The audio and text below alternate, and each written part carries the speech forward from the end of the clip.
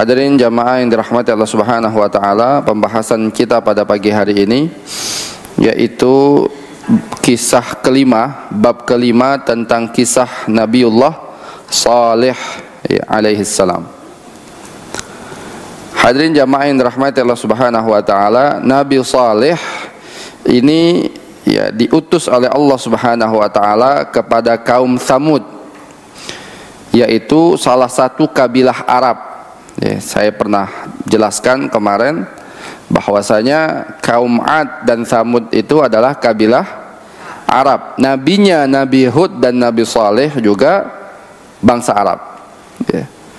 Hadirin jamaah yang dirahmati Allah Subhanahu wa taala, tetapi bangsa Arab yang sudah musnah. Maksudnya bangsa Arab yang sudah susah untuk mencari literatur mereka. Sedangkan bangsa Arab yang hari ini ada itu dibagi menjadi dua, dari zaman Rasulullah sampai sekarang, yaitu Al-Arabul Aribah, Arab asli, dan Arabul Musta'ribah, bangsa Arab yang terarabkan, yaitu keturunan dari Nabiullah Ismail alaihissalam. Hadirin jamaah yang dirahmati Allah Subhanahu wa taala, jadi kaum Tsamud ini nama kabilah. Kabilahnya adalah Tsamud, diambil dari nama kakek mereka. Sebagaimana kita ketahui, kabilah itu terbentuk di Jazirah Arab itu biasanya dari beberapa orang yang menjadi tokoh di zamannya. Ketika dia ini menjadi tokoh, dia punya banyak harta, dia mempunyai perangai yang bagus, dia mempunyai fisik yang bagus, dan mempunyai keturunan yang banyak. Itu biasanya dari tokoh tersebut turunlah menjadi kabilah-kabilah. Seperti Aus, Khadraj, itu nama orang. Atau Quraisy. Quraisy itu kabilah Quraisy, Nama Quraisy itu artinya aslinya adalah Fihr. Fihr, fa ha ra kalau dalam bahasa Arab. Fihr, F-I-H-R. Fihr bin Malik. Itu nama aslinya Fihr. Nah, hadirin jamaah sekalian, lakabnya Fihr ini adalah Quraisy. Dia punya lakab apa? Quraisy. Maka anak keturunan Quraisy itu adalah kabilahnya Quraisy. Nanti ada lagi cabang-cabang kabilah. Ini suku besarnya Quraisy. Nanti ada cabang-cabangnya lagi, kabilah-kabilah kecil-kecilnya. Nanti kalau di Mekah itu kita tahu ada Bani Hashim, keluarganya Rasulullah Sallallahu Alaihi Wasallam. Dari tokohnya siapa? Kakeknya Rasulullah yang kelima, namanya Hashim. Karena Hashim ini tokoh besar, punya banyak anak, hadirin jamaah, dan banyak keturunan.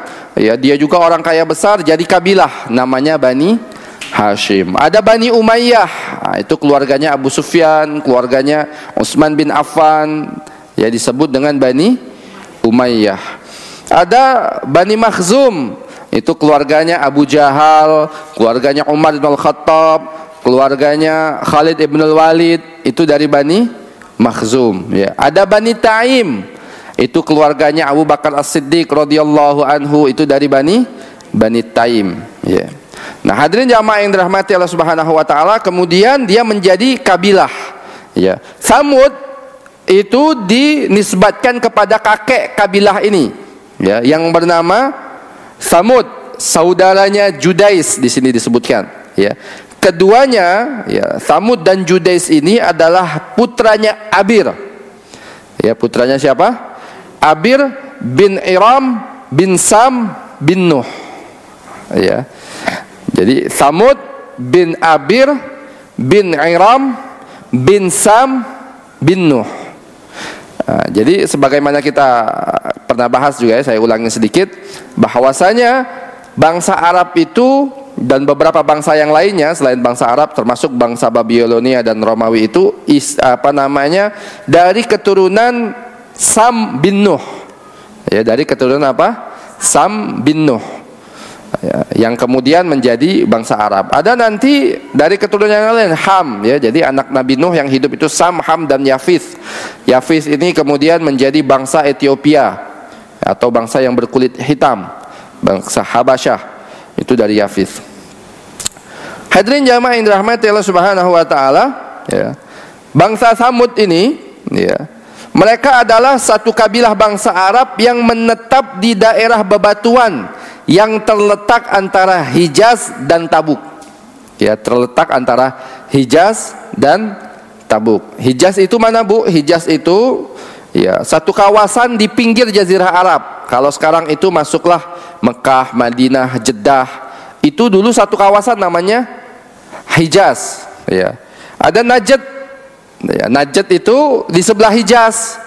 Itulah yang masuk Riyadh pada hari ini dan yang lainnya. Itu disebut dengan Najd. Nah, hadirin jamaah sekalian, bangsa Samud ini tinggalnya di daerah bebatuan antara Hijaz dan Tabuk, yang pada hari ini ya masih ada itu. Ya, peninggalan-peninggalan dari bangsa Samud ini masih ada, Madain Saleh. Ya. Hadirin jamaah yang dirahmati Allah Subhanahu wa taala, Rasulullah ketika perang Tabuk pernah lewat ke daerah mereka. Ya, Rasulullah nanti kita akan bahas ketika perang Tabuk Rasulullah pernah melewati daerah bebatuan ini, ya, dan sempat mengisi air minum dan juga memberikan makanan kepada unta-untanya. Hadirin jamaah yang dirahmati Allah Subhanahu wa taala, ya. Sebagaimana kaum Ad, ya, kaum Ad yang sudah kita bahas, kaumnya Nabi Hud, ya, kaumnya Nabi Saleh ini kaum Samud juga menyembah berhala. Ya, mereka ini menyembah berhala, mensyirikan Allah Subhanahu wa taala. Maka Allah Subhanahu wa taala mengirim salah satu dari kerabat mereka, ya, dari keluarga mereka, dari kalangan mereka sendiri, yang bernama Saleh. Ya, di sini dijelaskan nama aslinya Nabi Saleh. Saleh bin Ubaid bin Masih bin Ubaid bin Hadar bin Thamud bin Athir bin Iram bin Nuh. Ya.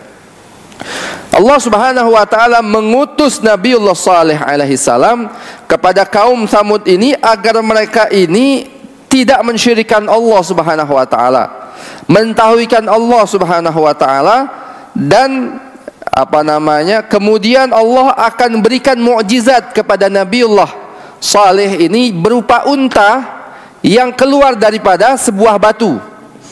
Ya, mukjizatnya itu apa? Unta keluar dari batu. Ya, bukan buah batu Bandung, bukan, Bu. Di Bandung ada namanya daerah Buah Batu, ya. Jadi hadirin jamaah sekalian, dari batu ini akan keluar sebuah unta yang Allah Subhanahu wa taala melarang mereka untuk menyakiti unta ini. Ya. Setelah mereka ini kufur kepada Allah, syirik kepada Allah Subhanahu wa taala, meminta mukjizat, dikeluarkan mukjizat, tetap juga mereka kafir.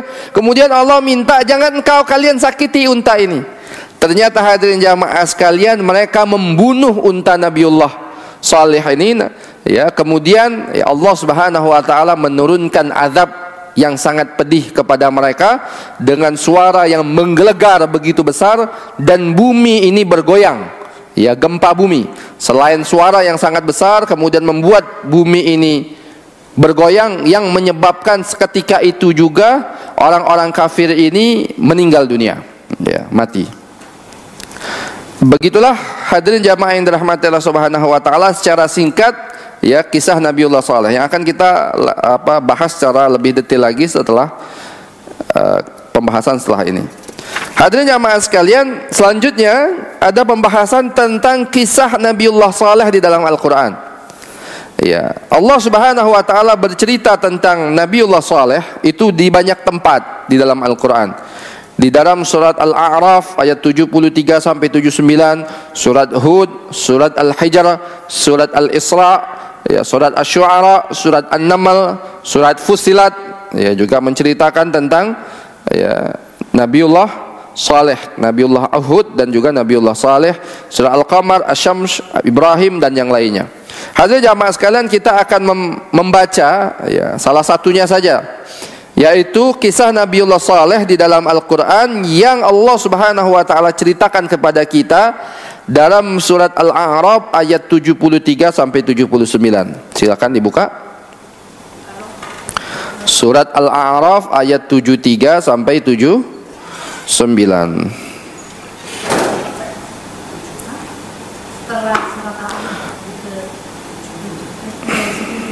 Surah Al-A'raf setelah Al-An'am ya. Ayat 73 sampai 79. Saya bacakan dulu Al-Qur'annya, nanti boleh kita baca artinya. A'udzu billahi minasyaitonir rajim. Wa ila thamud akhahum salihah. Qala ya qaumi ibudullaha ma lakum min ilahin ghairuh. Qad ja'atkum bayyinatun min rabbikum.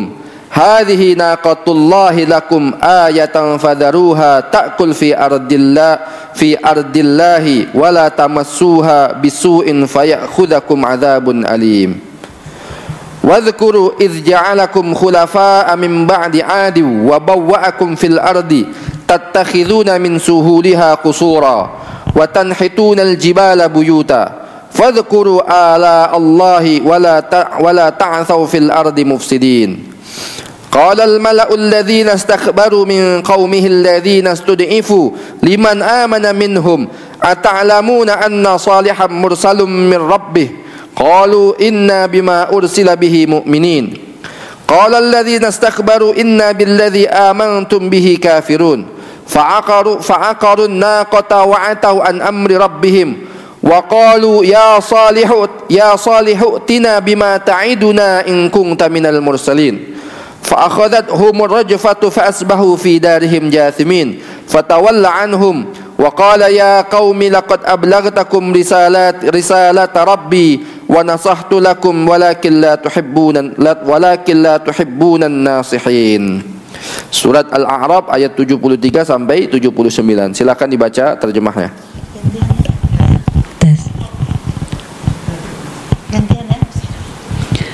Dan kepada kaum Samud kami utus saudara mereka yang salih. Saudara mereka soleh. Dia berkata, wahai kaumku, sembahlah Allah. Tidak ada Tuhan sembahan bagimu selain Dia. Sesungguhnya telah datang kepadamu bukti yang nyata dari Tuhanmu. Ini seekor unta betina dari Allah sebagai tanda untukmu. Biarkanlah ia makan di bumi Allah. Janganlah disakiti, nanti akibatnya kamu akan mendapatkan siksaan yang pedih. Dan ingatlah ketika Dia menjadikan kamu khalifah-khalifah setelah kaum Ad dan menempatkan kamu di bumi. Di tempat yang datar kamu dirikan istana-istana dan bukit-bukit kamu pahat menjadi rumah-rumah.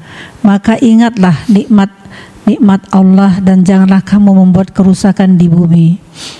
Pemuka-pemuka yang menyombongkan diri berkata kepada orang-orang yang dianggap lemah, yaitu orang-orang yang telah beriman di antara kaumnya, tahukah kamu bahwa Soleh adalah seorang Rasul dari Tuhannya?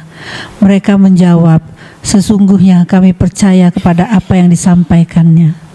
Sampai 79 ya? Iya. Orang-orang yang menyombongkan diri berkata, sesungguhnya kami mengingkari apa yang kamu percayai. Kemudian mereka sembelih unta betina itu dan berlaku angkuh terhadap perintah Tuhannya. Mereka berkata, wahai Soleh, buktikanlah ancaman kamu kepada kamu.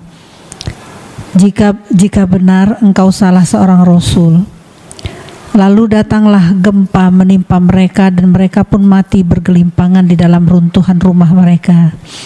Kemudian dia Soleh pergi meninggalkan mereka sambil berkata, wahai kaumku, sungguh aku telah menyampaikan amanat Tuhanku kepadamu dan telah menasihati kamu, tetapi kamu tidak menyukai orang yang memberikan nasihat. Masa benar Allah. Hadirin jamaah yang dirahmati Allah Subhanahu wa taala. Ya, maka hadirin jamaah yang dirahmati Allah Subhanahu wa taala, begitulah sedikit ya kisah mengenai kaum Samud ini di dalam Al-Qur'an dan banyak di tempat-tempat yang lainnya. Allah Subhanahu wa taala kisahkan kepada kita semua mengenai kaum saleh ini. Nah, hadirin jamaah yang dirahmati Allah Subhanahu wa taala, sebagaimana yang kita bahas tadi, ya, Allah Subhanahu wa taala itu mengutus ataupun menjadikan kaum Samud ini ya tinggal di sebuah bebatuan. Ya, setelah kaum Ad, ya, setelah apa? Kaum Ad. Ya, bahwa kaum Samud itu adalah bangsa Arab yang lahir setelah kaum Ad. Sebagaimana yang Allah firmankan tadi, yang kita baca tadi, Di dalam Al-Qur'an Allah Subhanahu wa taala berfirman, "Wadhkuru idz ja'alakum khulafa'a min ba'di 'adi wa bawwa'akum fil ardi tattakhiduna min suhuliha qusura wa tanhitul jibala buyuta." Ya. Jadi hadirin jamaah yang dirahmati Allah Subhanahu wa taala, Allah berfirman kepada kaum saleh ini, dan ingatlah oleh kalian ketika Tuhan menjadikan kamu sekalian sebagai pengganti-pengganti yang berkuasa sesudah kaum 'Ad. Ya, setelah kaum 'Ad berarti setelah kaum nabinya Hud, ya baru Allah Subhanahu wa taala jadikan kaum Nabi Saleh, yaitu kaum Tsamud. Dan memberikan tempat bagi kalian di bumi. Kalian mendirikan istana-istana di tanah-tanahnya yang datar, dan kalian pahat gunung-gunungnya untuk dijadikan rumah. Maka ingatlah nikmat-nikmat Allah, dan janganlah kalian merajalela di muka bumi membuat kerusakan. Ya, jadi hadirin jamaah yang dirahmati Allah Subhanahu wa taala, ya, maksudnya adalah, ya, kenapa Allah Subhanahu wa taala, maksud Allah menjadikan kalian sebagai khalifah atau penguasa setelah kaum 'Ad, agar kalian mengambil pelajaran dari peristiwa yang dialami oleh kaum 'Ad dan mengambil sikap yang berbeda dengan apa yang telah dilakukan oleh kaum 'Ad. Ya, bumi ini diserahkan kepada kalian kaum Tsamud untuk dikelola dan dibangun dengan sebaik-baiknya. Ya, jadi hadirin jamaah sekalian, biasa Allah Subhanahu wa taala menceritakan, ya, kepada kita mengenai kaum-kaum terdahulu yang dimusnahkan oleh Allah Subhanahu wa taala. Untuk apa? Untuk kita ambil pelajaran. Yes. Jangan sampai kita mengulangi lagi apa yang sudah dilakukan oleh kaum-kaum tersebut. Ya. Seperti nanti kita akan bahas, ya, kisah mengenai kaum Nabi Lut, ya, yang dihancurkan oleh Allah Subhanahu wa taala, ya, di sebuah negeri yang bernama Sodom itu. Ya, hadirin jamaah sekalian, karena mereka menyukai, ya, sesama jenis, ya, yang laki-laki menyukai laki-laki, yang perempuan menyukai perempuan. Waliyadzubillah. Allah kasih kita pelajaran, Allah kasih kita kabar mengenai kaum-kaum ini untuk kita ambil pelajaran. Nah, tetapi hadirin jamaah sekalian, manusia akhir zaman ini banyak yang ingkar dengan peringatan Allah Subhanahu wa taala. Bahkan dicari-cari, Bu. Ya, dicari-cari apa? Alasannya, ya, agar mereka ini bisa, ya, apa namanya, berhubungan ataupun bisa melakukan, ya, apa-apa yang bertentangan dengan hukum-hukum Allah Subhanahu wa taala. Ya, kita lihatlah, ya, di Indonesia ini, masya Allah, ya, malah didukung mereka-mereka ini, ya, dijadikan sayembara, ya, kontes kecantikan, cakep bukan cantik itu, ya, dan yang lainnya. Hadirin jamaah sekalian, didukung, diberikan apa namanya, ya, bahkan saya pernah ngelihat itu sebuah acara di TV, ada panti jompo untuk apa bahasanya mereka nih, waria, ya, panti jompo untuk waria. Ya Allah, sudah kakek-kakek, ya, sudah di atas 60 tahun masih bersikap seperti itu, hadirin jamaah. Bahkan ada yang pakai jilbab. Waliyadzubillah, kita berlindung kepada Allah Subhanahu wa taala. Dan itu penyakit, Bu. Itu penyakit. Pertama, penyakit itu menular. Yang kedua, bisa jadi itu gangguan setan. Ya, jadi saya pernah ketemu dengan salah seorang yang seperti itu, ya, punya penyakit gemulai begitu. Ternyata ketika diruqyah memang banyak jin di dalam tubuhnya ini. Ya. Dan alhamdulillah sekarang menikah, ya, walaupun masih sedikit, bukan masih penyakitnya tapi gayanya masih sedikit, tetapi menikah dan bisa menikah. Ya, artinya bisa sembuh kalau dia mau untuk sembuh.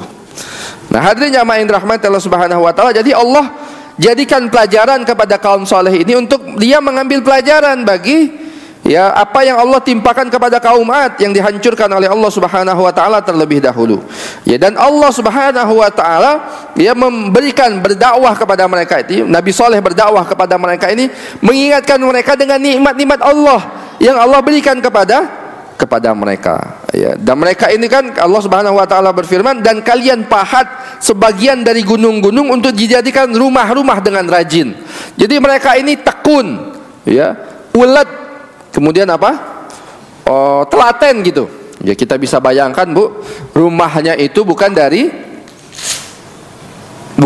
tanah, ya, tapi rumahnya itu dari gunung. Gunung-gunung itu kemudian ditenun, ya, dikikis gitu, dibentuk, ya, sehingga bisa menjadi rumah-rumah mereka. Ya, Allah kasih Allah kasih peringatan kepada mereka, nih nikmat Allah besar kepada kalian. Ya, kalian bisa jadikan gunung ini sebagai rumah karena mereka ini tekun dalam. Maka kata Allah, ya tinggalkanlah berhala-berhala yang kalian sembah itu. Ya, tinggalkanlah kesyirikan yang kalian lakukan itu. Sembahlah hanya kepada Allah Subhanahu wa taala. Ya. Dan hadirin jamaah sekalian, masih ada ya peninggalan kaum Samud itu sekarang ini di sebuah daerah ya antara Hijaz dan Tabuk, ya antara Hijaz dan Tabuk yang Rasulullah sempat lewat ke sebuah kawasan tersebut. Hadirin jamaah yang dirahmati Allah Subhanahu wa taala, dan Nabiullah Saleh ya berdakwah kepada mereka ini dengan lemah lembut. Ya, Nabiullah Saleh memperingatkan mereka dengan nikmat-nikmat Allah Subhanahu wa taala yang Allah berikan kepada mereka, dan Nabiullah Saleh juga berdakwah kepada mereka dengan lemah lembut. Ya, Nabiullah Saleh, Allah Subhanahu wa taala kemudian menceritakan tentang bagaimana dakwah Nabiullah Saleh di dalam surat Hud ayat 61. Allah Subhanahu wa taala berfirman,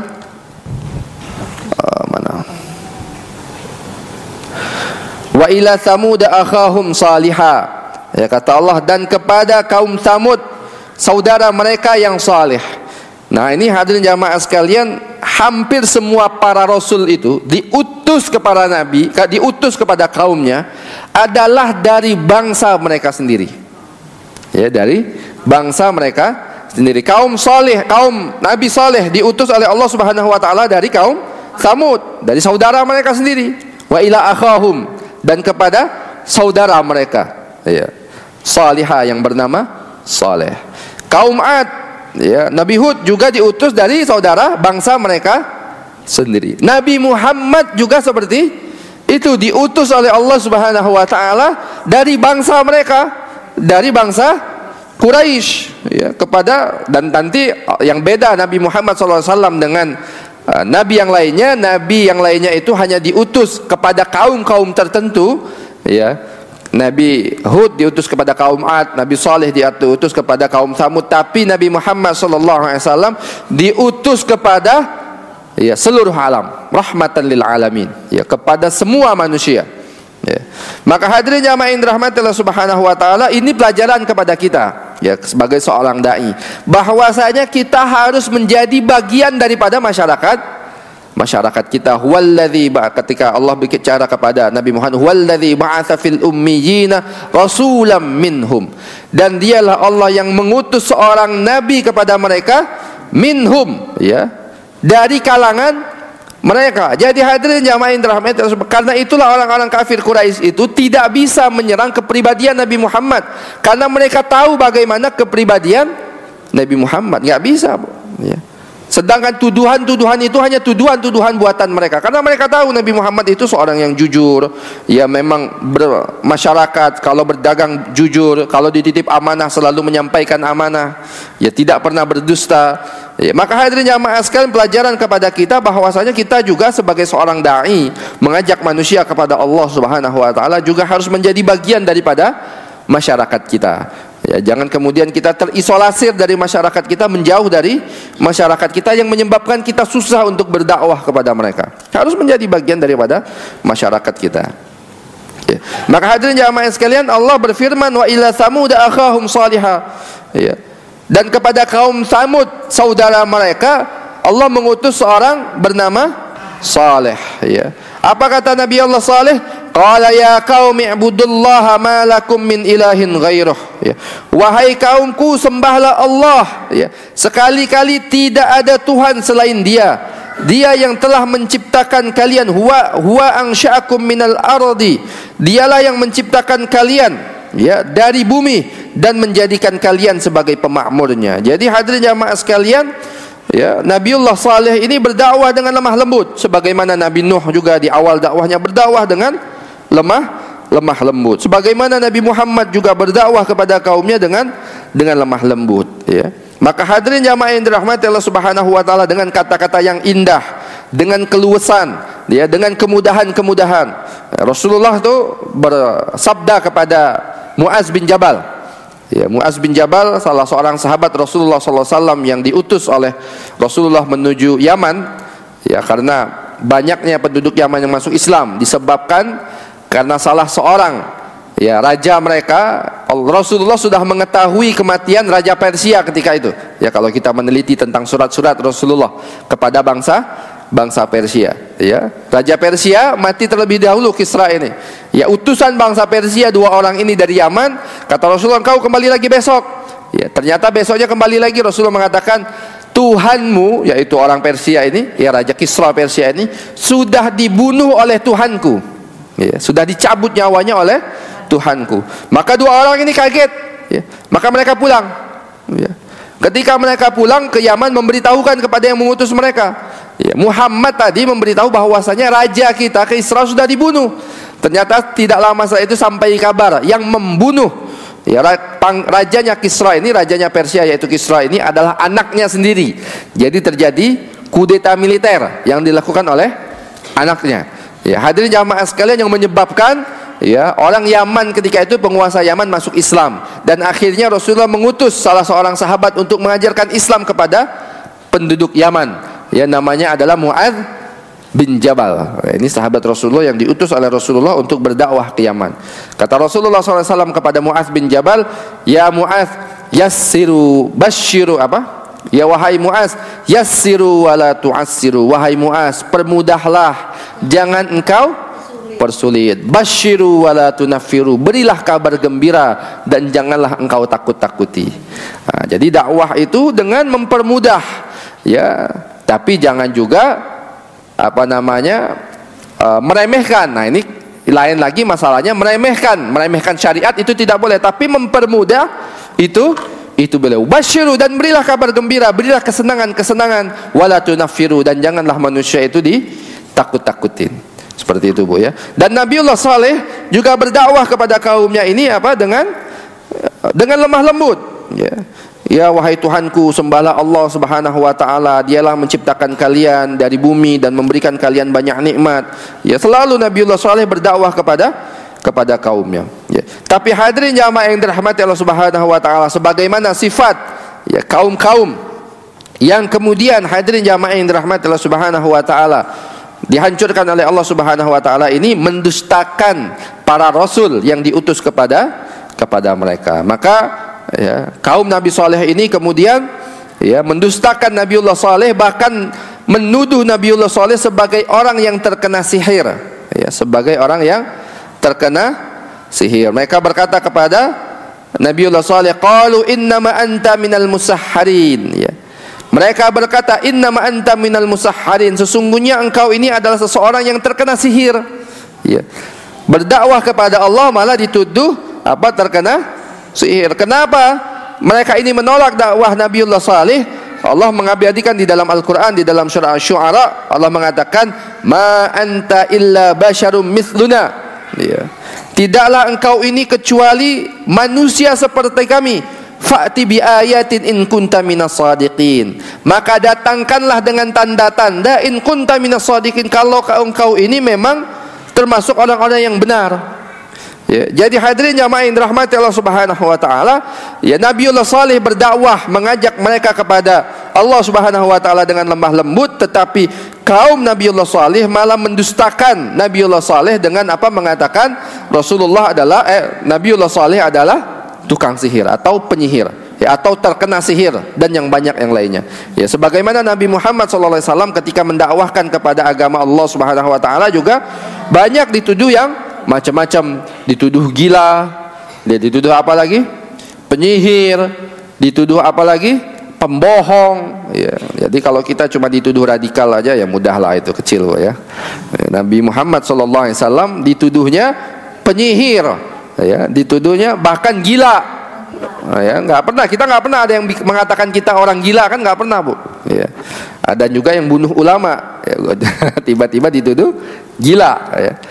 Jadi hadirin jamaah yang dirahmati Allah Subhanahu wa taala, ya, bahkan ada salah seorang sahabat itu yang ketika dia mendengar, ketika dia orang luar Mekah, ketika dia masuk Mekah, saya lupa namanya, ya, dia masuk Mekah, dia mendengar orang-orang, "Jangan engkau dengarkan kata-kata Muhammad ini, karena sesungguhnya dia ini orang orang gila. Nah, sahabat ini tadi ya, sebelumnya itu orang yang suka menyembuhkan orang gila. Dia ini orangnya intelek dan biasanya dia bisa menyembuhkan orang gila. Maka dia ingin bertemu dengan Nabi Muhammad ya, untuk apa? Menyembuhkan Nabi Muhammad daripada penyakit gila ini.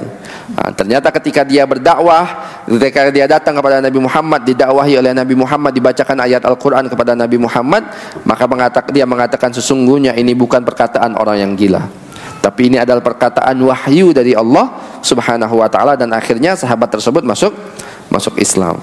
Ya. Dan Nabiullah Saleh juga seperti itu. Ya, sebagaimana sunnahnya para nabi dan rasul sebelum Rasulullah didustakan, ya, bahkan dianggap orang yang terkena sihir. Bahkan mereka menantang Nabiullah Saleh. Nah, ini nanti kisahnya bagaimana mereka ini menantang Nabiullah Saleh. Mereka mengatakan, ya, kalau memang engkau ini seorang rasul, kalau memang engkau ini orang yang jujur, datangkanlah kepada kami ini tanda-tanda. Ya. Datanglah kepada kami ini mukjizat, ya, kepada kami. Ya. Kalau benar engkau ini orang yang jujur. Maka hadirin jamaah yang dirahmati Allah Subhanahu wa taala, karena mereka ini minta, di sini dijelaskan oleh para ahli tafsir. Ya, para ahli tafsir menjelaskan bahwa suatu hari kaum Tsamud berada di suatu tempat. Selanjutnya Nabiullah Saleh datang kepada mereka dan mengajak mereka menuhankan Allah dan menyembahnya. Beliau memberi penjelasan, menasihati, mengingatkan dan menghimbau mereka untuk beribadah kepada Allah. Kemudian mereka berkata kepada Nabiullah Saleh sambil menunjuk sebuah batu besar. Ini tapi bukan sebenarnya permintaan kaum Nabi Saleh ini, hadirin jamaah sekalian, bukan untuk memang meminta meminta dalil, bukan, atau pengen ditunjukkan sebuah jalan, bukan, tapi mengetes, ya, mengolok-olok Nabi Saleh, ya. Mereka mengatakan, kalau engkau bisa, kata mereka, kalau engkau bisa mengeluarkan sebuah unta, ini kan nggak mungkin, kalau secara logika kita kan nggak mungkin unta keluar dari batu, nggak mungkin, ya. Tapi mereka kemudian mengetes Nabi Saleh, kalau memang engkau ini seorang nabi kepada kami, memang Tuhanmu itu adalah Tuhan yang benar, coba kami minta engkau keluarkan dari batu ini, sambil menunjuk sebuah batu yang besar, sebuah unta, katanya, dengan ciri-ciri dikasih tahu, ya, unta betina yang gemuk, yang besar, ya, yang sedang hamil, dan ciri-ciri yang lainnya, ya. Maka Nabiullah Saleh mengatakan, kalau memang aku bisa mengeluarkan, ya, unta dari batu ini, apakah kalian akan beriman kepadaku? Oh iya, ya, mereka tantang. Oh iya, kalau kami nanti kalau engkau nanti bisa mengeluarkan sebuah unta daripada batu ini, kami juga akan beriman kepadamu. Ya. Maka Nabiullah Saleh memegang janji dia. Maka Nabiullah salat di situ dan berdoa kepada Allah Subhanahu wa taala, ya, kemudian Allah Subhanahu wa taala mengabulkan permintaan mereka, maka Allah memerintahkan batu besar itu terbelah dan keluarlah seekor, ya, unta betina yang besar, gemuk, dengan ciri-ciri khas lainnya sebagaimana yang diinginkan oleh Nabiullah Saleh, ya, sebagaimana yang diinginkan oleh Nabiullah Saleh. Maka hadirin jamaah sekalian, ya, ketika Nabiullah Saleh ini keluar, ketika dari unta ini keluar, hadirin jamaah sekalian, dari batu ini, maka beberapa orang daripada orang yang minta petunjuk ini masuk Islam, tetapi mayoritas mereka tetap kufur kepada Nabiullah Saleh, ya. Kita bisa bayangkan, Bu, ini hidayah, Bu, ya, hidayah. Mereka minta mukjizat, dikasih mukjizat yang di luar batas mampu kita, ya. Mereka minta seekor unta keluar daripada sebuah batu yang sangat besar, ya. Dan ketika keluar benar unta dari batu tersebut, tapi mereka tetap kufur kepada Allah Subhanahu wa taala, kecuali beberapa orang saja. Ada yang kufur, ada yang beriman, ya, tetapi sangat sedikit sekali. Mayoritas mereka tetap dalam keadaan kufur, ya, kepada Allah Subhanahu wa taala. Sebagaimana orang-orang munafik yang tinggal di Madinah, ya, bersama Rasulullah. Ya, kita bisa bayangkan, Bu, mereka ini tinggal bersama Rasulullah, salat bersama Rasulullah. Orang munafik itu salat bersama Rasulullah, melihat mukjizat Rasulullah, mendapatkan kebenaran apa yang Rasulullah sampaikan, ya. melihat mukjizat Rasul. Terkadang Rasulullah, sahabat yang terluka diludahi oleh Rasulullah, sembuh lukanya. Ini kan mukjizat. Mereka melihat di depan mata mereka, tapi karena hidayah tidak masuk ke dalam hati mereka, mereka tetap saja kufur kepada Allah Subhanahu wa ta'ala. Sebagaimana Nabiullah Saleh, ya, dan para pengikutnya, mereka melihat mukjizat ada di hadapan mereka, tapi mereka tetap kufur kepada Allah Subhanahu wa ta'ala, kecuali beberapa orang saja. Nah, di sini diriwayatkan, hadirin jamaah yang dirahmati Allah Subhanahu wa ta'ala, ya, ada orang yang beriman, salah seorang pemimpin orang-orang yang beriman itu bernama Junda bin Amr bin Mihlah bin Labid bin Jawas, ya. Ia merupakan salah seorang pemimpin kaum Nabi Saleh yang menemukan kemuliaan dalam Islam meskipun mereka dihalang-halangi oleh seseorang bernama Zu'aib bin Amr bin Lahid dan Lahab, yang merupakan salah seorang pemuka di kalangan kaum Nabi Saleh. Jadi ada beberapa orang yang masuk Islam, ya, dan umumnya orang-orang yang masuk Islam ini adalah orang-orang yang lemah, al-mustad'afun, ya, orang-orang yang lemah, bukan orang-orang yang kuat, ya. Orang-orang yang lemah, orang-orang yang miskin, bukan tokoh, ya, seperti, ataupun kalau mungkin mereka tokoh, bukan orang yang kuat secara ketokohan mereka, ya. Dan mereka dihalang-halangi. Sebagaimana Nabi Muhammad SAW ketika berdakwah kepada orang yang lemah, orang-orang yang lemah ini juga dihalang-halangi oleh, ya, orang-orang yang kuat ini untuk beriman kepada Allah Subhanahu wa ta'ala, ya. Orang-orang beriman juga dihalang-halangi oleh Rubab bin Sarb bin Jalmas. Junda mengajak keponakannya bernama Syihab bin Khalifah, yang juga merupakan salah seorang tokoh di kalangan mereka, ya. Jadi ada seseorang tokoh bernama siapa? Syihab bin Khalifah, ya. Jadi Junda tadi, pemimpin kaumnya ini tadi, yang masuk Islam ini tadi, yang mengajak keponakannya bernama Syihab bin Khalifah untuk juga masuk Islam, ya, untuk juga beriman kepada Nabiullah Saleh, ya. Awalnya hadirin jamaah sekalian, ia tertarik dengan ajaran Islam, tetapi niatnya untuk masuk Islam dihalang-halangi oleh, ya, orang-orang kafir ini. Akhirnya Syihab lebih memilih bergabung dengan kaumnya yang kafir, ya. Hal itu tersebut menimbulkan respon dari seorang muslim yang bernama Mahrash bin Ghanamah bin Az-Zamil, semoga Allah senantiasa memberi rahmat kepadanya, ya. Jadi hadirin jamaah sekalian, sudah mau masuk Islam, tapi karena tidak mau ditinggalkan oleh kaumnya dan kemudian dihalang-halangi oleh tokoh-tokoh yang lainnya, kemudian, ya, siapa namanya tadi, Syihab bin Khalifah, ya, tidak jadi beriman kepada Allah Subhanahu wa ta'ala. Sama seperti kisahnya di zaman Nabi Muhammad SAW, Heraklius, ya, yang didakwahi oleh Nabi Muhammad SAW, ya, dengan surat daripada Rasulullah yang dikirim oleh Rasulullah dengan seorang utusannya bernama Dihya Al-Kalbi, ya. Jadi waktu itu ketika Dihya Al-Kalbi ini mendapatkan, memberikan surat kepada Rasulullah SAW, maka ketika dia membaca surat, ya, maka dia bertanya, ya, kepada Dihya Al-Kalbi ini tentang ciri-ciri Nabi Muhammad sebagaimana yang dia tanyakan kepada Abu Sufyan. Jadi sebelumnya itu, ya, Abu Sufyan sempat dipanggil dan menanyakan tentang seorang nabi yang diutus kepada mereka. Maka Abu Sufyan bercerita, ya, tentang bagaimana sifat-sifatnya Nabi Muhammad, ya, bagaimana ciri fisiknya Nabi Muhammad, kemudian apakah dia dari kabilah yang terbaik, suku yang terbaik, nasabnya apakah nasab yang terbaik. Kemudian ditanyakan apakah dia suka berdusta, dia tidak pernah berdusta. Apakah pengikutnya ini ada yang kabur, yang meninggalkan agamanya, dibilang oleh Abu Sufyan tidak pernah. Apakah dia pernah berkhianat kepada janjinya? Kata Abu Sufyan, ya, sekarang kami ada perjanjian damai dengan mereka. Saya tidak tahu apakah dia akan menjaga perjanjian damai ini, kata Abu Sufyan, ya. Kemudian pertanyaan ini ditanyakan lagi kepada Dihya Al-Kalbi, utusan Rasulullah kepada Heraklius, ya. Maka kata Dihya Al-Kalbi, ya, semuanya, ya, apa yang diceritakan oleh Abu Sufyan itu sama seperti yang diceritakan oleh Dihya Al-Kalbi tentang nasab Nabi Muhammad, tentang perkataannya. Tapi kata Dihya Al-Kalbi ketika Heraklius bertanya apakah, ya, dia akan berkhianat, kata Dihya Al-Kalbi, demi Allah Nabi kami tidak akan pernah berkhianat, ya. Nah, kemudian Heraklius mengatakan, ya, aku tahu bahwasanya pada saat-saat ini akan diutus seorang rasul kepada umat manusia, tapi aku tidak menyangka bahwasanya rasul itu akan diutus dari kaum kalian, yaitu dari bangsa Arab, ya, dari bangsa Arab. Sedangkan Heraklius dari bangsa Rom, bangsa Romawi yang beragama kepada Nabi Isa, seorang beragama Nasrani.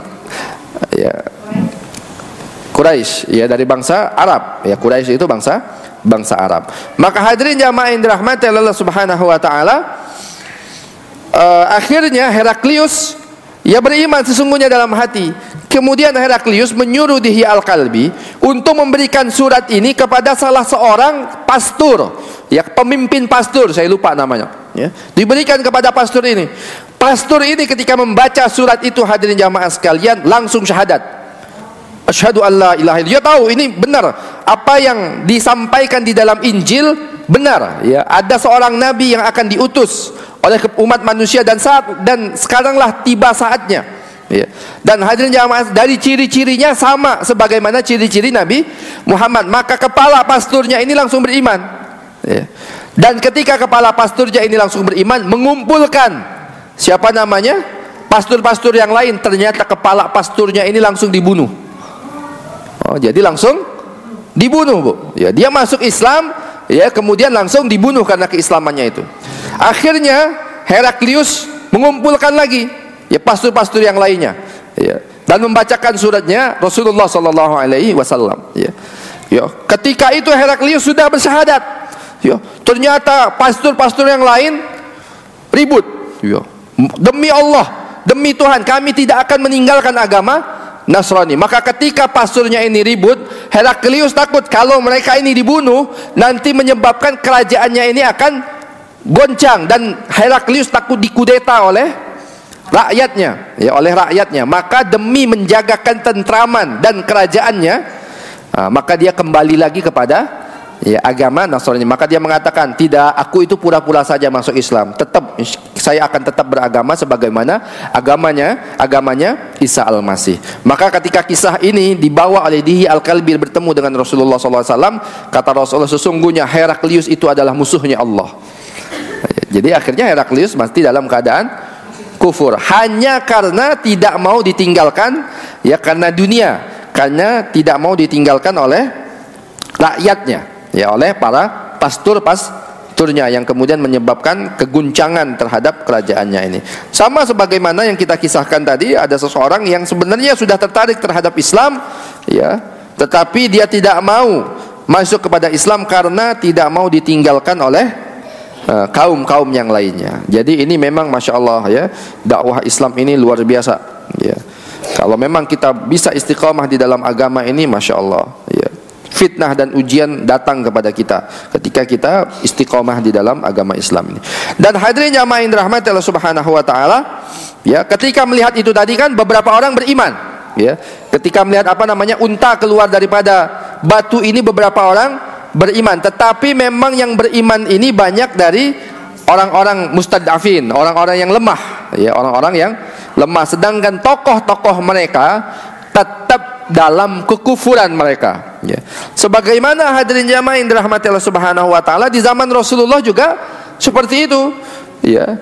Yang beriman kepada Rasulullah mayoritas adalah dari orang-orang yang lemah. Sedangkan tokoh-tokoh Quraisy yang memiliki kekayaan, yang mereka ini menjadi kepala-kepala suku di suku-suku mereka, tetap kufur kepada Rasulullah sallallahu alaihi wasallam. Yang masuk Islam siapa? Bilal ibn Rabah, ya.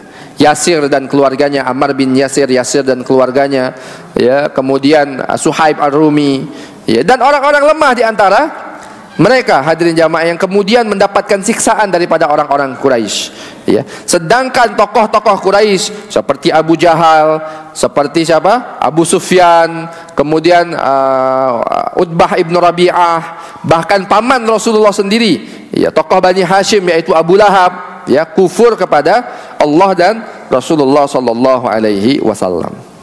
Dan hadirin jamaah yang dirahmati Allah Subhanahu wa taala, ya, yang kemudian Allah tadi mengatakan kepada kaum daripada Nabiullah Saleh ini sudah timbul unta ini, kata Allah, jaga unta ini, jangan kalian sakiti. Ya. Dan Allah Subhanahu wa taala menceritakan tentang unta ini. Ya, kata Allah Subhanahu wa taala, unta itu, ya, kemudian muncul, kemudian unta ini akan minum dari sebuah sumur. Ya. Jadi sumur ini nanti diganti harinya. Satu hari khusus diminum oleh unta itu, satu hari lagi diambil oleh kaumnya Nabi Saleh, ya, kaum Samud ini. Maka satu hari minum, satu hari diambil, seperti itu gantian. Satu hari nanti diambil untuk persiapan mereka, ya. Dan unta ini tadi setelah dia minum air ini tadi, nanti unta ini akan memberikan susu kepada mereka. Kira-kira nikmat nggak nih, Bu? Ya, Allah berikan tanda-tandanya, ya, kepada kaum Nabi Saleh, mukjizatnya dengan kemunculan seekor unta yang besar sebagaimana yang mereka minta dari sebuah batu, ya. Kemudian hadirin jamaah sekalian, kemudian Allah mengatakan biarkan dia minum dari sumur ini, dari sumur kalian, dan satu harinya lagi kalian bisa ambil sumur itu, ya. Dan kalau kalian nggak bisa mengambil itu, kemudian kalian bisa ambil susu daripada unta tersebut. Nikmat yang sangat besar dari Allah. Tapi mereka kufur kepada Allah, bahkan mereka berniat untuk membunuh unta tersebut, ya. Unta yang memberikan susu kepada mereka, ingin mereka bunuh, hadirin jamaah yang dirahmati Allah Subhanahu wa taala. Ya, di sini Allah Subhanahu wa taala ceritakan dalam surah Al-A'raf ayat 77. Kemudian mereka sembelih unta betina itu dan mereka bersikap angkuh terhadap perintah Tuhan. Mereka berkata, "Hai Saleh, datangkanlah apa yang kamu acamkan." Nah, sudah dia bunuh itu, kemudian dia menantang, ya. "Hai Saleh, datangkanlah apa yang kamu ancamkan itu kepada kami, jika betul kamu termasuk orang-orang yang diutus Allah Subhanahu wa taala." Jadi sudah mereka membunuh, mereka mengancam lagi, ya, agar didatangkan azab kepada mereka. Maka hadirin jamaah sekalian, di sini dikisahkan ada sebuah riwayat, orang pemimpin yang membunuh unta betina itu adalah seseorang bernama Qidar bin Salif bin Junda. Ya, namanya adalah Qidar bin Salif. Ada sebuah riwayat mengatakan bahwasanya, ya, Qidar ini adalah bukan anak Salif, tetapi anak dari hasil perzinahan di tempat tidur Salif. Jadi dulu bahkan di zaman Rasulullah juga, anak itu dinisbatkan kepada pemilik ranjangnya. Jadi misalnya, mohon maaf, ada seorang perempuan mempunyai suami berzina, ya, berzina dengan seorang lelaki, kemudian punya anak, ya, maka anak itu binnya tetap kepada bin suaminya, walaupun anak ini hasil dari perzinahan sang istri ini kepada lelaki lain, ya. Tetap dinisbatkan kepada nama ayah sesungguhnya yang memiliki firash, yang memiliki tempat tidur. Siapa yang punya tempat tidur? Ya, suaminya. Ya, gitu. Ya, bisa dipahamin, Bu, ya. Maka Qadir bin Salif ini dalam sebuah riwayat dikatakan, Qidar bin Salif ini, ya, dikatakan bahwasanya dia sebenarnya anak haram, ya, dari lelaki lain. Tetapi dia tetap diberi nama bin Salif karena memang ayahnya, ya, suami daripada perempuan tersebut adalah Salif bin Junda. Hadirin jamaah yang dirahmati Allah Subhanahu wa taala, ya, dialah yang diberi tugas untuk membunuh unta berdasarkan hasil kesepakatan kaumnya. Jadi memang yang membunuh nanti diriwayatkan 9 orang, tetapi pembunuhan ini atas persetujuan daripada kaumnya, maka kaumnya semuanya disiksa oleh Allah Subhanahu wa taala. Ya, hadirin jamaah yang dirahmati Allah Subhanahu wa taala, di sini ada kisah diriwayatkan dari Imam Ibnu Jarir, ya. Para ahli tafsir menyebutkan bahwa pada saat itu ada 2 wanita terhormat dari kalangan kaum Tsamud. Wanita pertama bernama Saduq bin Mihyah bin Zuhair bin Mukhtar, ya. Di samping mempunyai kedudukan yang terhormat di kalangan kaumnya, ia adalah wanita yang kaya dan cantik, ya. Sebelumnya ia pernah dinikahi oleh lelaki muslim dari kaum Tsamud, tetapi kemudian ia menceraikannya. Selanjutnya Saduq memanggil putra pamannya yang bernama Masra' bin Mahraj bin Mahya untuk membunuh unta itu, ya. Masra' pun menyetujuinya, ya. Jadi adapun wanita kedua bernama Unaizah binti Gunaim bin Majlaz yang juga dikenal dengan julukan Ummu Ghanamah. Ia adalah wanita yang kafir yang sudah lanjut usia, yang mempunyai beberapa putri yang cantik-cantik dan mempunyai harta yang sangat banyak. Suaminya Zu'aib bin Amr, salah seorang tokoh pemimpin kaum Samud. Unaizah menawarkan salah seorang dari keempat putrinya yang cantik-cantik untuk diberikan kepada Qidar bin Salib sesuai keinginannya jika ia berhasil membunuh unta Nabi Yallah Saleh. Qidar menyetujuinya. Setelah itu kedua pemuda tersebut, Masra' dan Qidar, mulai menyusun rencana untuk membunuh unta Nabiullah Saleh. Jadi hadirin jamaah sekalian, ya, memang kaumnya ini sudah berkonspirasi untuk membunuh untanya Nabiullah Saleh, ya. Yang terpilih adalah dua orang, Masra' dan Qidar. Siapa Bu namanya? Masra' dan Qidar. Yang niatnya itu salah satunya kenapa ingin membunuh untanya Nabiullah Saleh, karena diiming-imingi oleh perempuan. Ya, yang satu tadi ingin menikahkan anaknya, ya, anaknya dia punya anak 4 yang cantik-cantik dan kaya. Ya, kalau engkau bisa membunuh, ya, Qidar tadi kalau engkau bisa membunuh untanya Nabiullah Saleh ini, ya, nanti engkau akan menikahi salah seorang daripada putriku. Yang satu lagi, ya, dia memang merayu, ya, salah seorang agar dia mau, yang bernama Masra' tadi, agar dia mau membunuh unta Nabiullah Saleh tersebut. Maka hadirin jamaah sekalian, kedua pemuda itu pun segera pergi ke kaumnya untuk mengutarakan rencana tersebut. Ya. Kaumnya memberi bantuan tenaga dengan mengikut sertakan 7 laki-laki lainnya, sehingga jumlah mereka yang hendak membunuh unta Nabi Saleh menjadi 9 orang. Jadi ini diabadikan di dalam Al-Quran, surat An-Naml ayat 48. Ya. Jadi yang ingin membunuh unta Nabiullah Saleh itu ada 9. Yang 2 pemimpinnya, 7 lagi utusan daripada setiap kabilah. Surat An-Naml ayat 48, Allah Subhanahu wa taala berfirman, dan di kota kaum Samud itu ada 9 orang laki-laki yang membuat kerusakan di muka bumi dan mereka tidak berbuat kebaikan. Ya, karena yang membunuh ini adalah 9 orang. Nah, hadirin jamaah yang dirahmati Allah Subhanahu wa taala, kemudian laki-laki yang berjumlah 9 orang itu pergi ke kabilah-kabilah lainnya, ya, minta persetujuan untuk meminta dukungan. Para kabilah menyetujui dan merestuinya.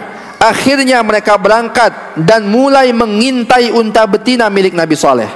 Ketika unta itu melewati tempat yang diawasi oleh Masra', ia langsung melemparkan anak panah ke arah unta itu hingga tepat mengenai tulang betisnya, sesuai dengan yang dikehendaki oleh mereka. Selanjutnya mereka memberi semangat kepada Qidar bin Salif. Nah, jadi yang pembunuhnya ini siapa? Qidar bin Salif. Yang memanahnya tadi siapa? Masra', ya, untuk membunuh unta itu. Qidar segera menghunjamkan pedang dengan kerasnya ke arah unta itu, sehingga urat kaki unta itu putus seketika dan jatuh tersungkur ke tanah. Pada saat itu Qidar berteriak keras, memperingatkan anak unta yang berada di dekat induknya yang sedang sekarat itu. Setelah itu Qidar menusuk unta betina itu dan menyembelihnya, sementara anak unta yang berada di dekatnya segera naik ke puncak gunung yang aman. Lalu anak unta itu melenguh atau bersuara keras sebanyak 3 kali. Ya, jadi kan tadi untanya itu hamil, ya, punya anak. Nah, maka ketika setelah dibunuh, anak untanya ini kabur, ya, ke atas bukit. Kemudian dia berteriak, ya, mendengur gitu, bersuara, ya, bersuara keras sebanyak 3 kali. Ya, di sini ada sebuah riwayat, ya, dari Muammar, dari seseorang yang mendengar perkataan Hasan Al-Basri, bahwa ia berkata, anak unta itu berkata, ya Tuhanku, di manakah ibuku? Ya, teriak anak untanya. Setelah itu ia masuk ke dalam batu dan menghilang di dalamnya. Ya, dari dalam riwayat lain dikatakan dia masuk lagi ke dalam batu dan hilang. Namun ada juga yang mengatakan mereka terus mengejar anak unta itu lalu membunuhnya juga. Ya, jadi setelah membunuh ibunya, dibunuh juga anaknya, ya. Dan mereka menantang Allah Subhanahu wa taala padahal mereka sudah diberikan peringatan. Mereka kufur, mereka minta mukjizat, diberikan mukjizat, ya mereka tidak beriman juga, maka Allah berikan, jangan kalian sakiti. Bahkan bukan hanya menyakiti, malah anak unta tersebut dibunuh, dan Allah Subhanahu wa taala memberikan azab kepada mereka. Allah Subhanahu wa taala berfirman di dalam surah Al-A'raf yang tadi kita baca, ya. Kemudian mereka sembelih unta betina itu dan mereka bersifat angkuh terhadap perintah Tuhan. Mereka berkata, "Hai Saleh," nah ini sombongnya orang kafir, "datangkanlah apa yang kamu ancamkan itu kepada kami jika betul kamu termasuk orang-orang yang diutus Allah." Ya, sudah mereka membunuh, mereka menantang Allah Subhanahu wa taala. Hadirin jamaah sekalian yang dirahmati Allah Subhanahu wa taala, di sini ada, ya, menurut Imam Ibnu Katsir ada 3 alasan, ya, kenapa Allah Subhanahu wa taala, ya, memberikan azab kepada kaum Tsamud ini, ya. Ada beberapa segi. Yang pertama, mereka menantang Allah dan Rasulnya karena telah melanggar larangan menyembelih unta betina yang telah dijadikan Allah sebagai salah satu mukjizatnya.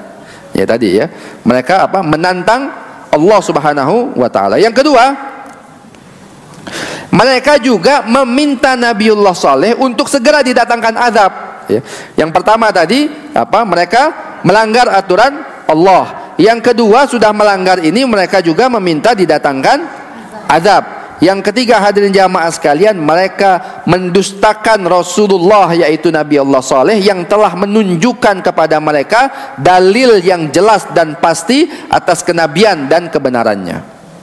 Ya, jadi yang pertama itu mereka ingkar, ya, mereka khianat kepada Nabi Allah Saleh, ya, dengan membunuh unta ini.